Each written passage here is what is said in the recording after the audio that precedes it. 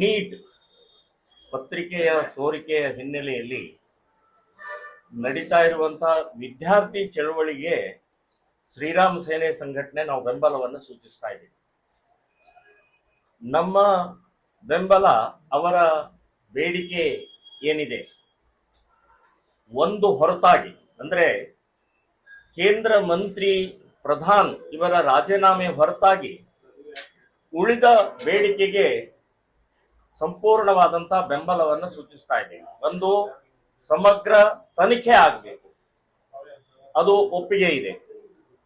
ಆಮೇಲೆ ಯಾರು ತಪ್ಪಿತಸ್ಥರಿದ್ದಾರೆ ಅವ್ರ ಮೇಲೆ ಕಠಿಣ ಕ್ರಮ ಆಗಬೇಕು, ಅದು ಕೂಡ ನಮ್ಮ ಬೆಂಬಲ ಇದೆ.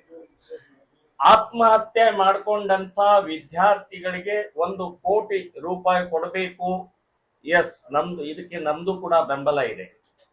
ಇನ್ನೊಂದು, ಅವರು ಹೇಳಿದ್ದು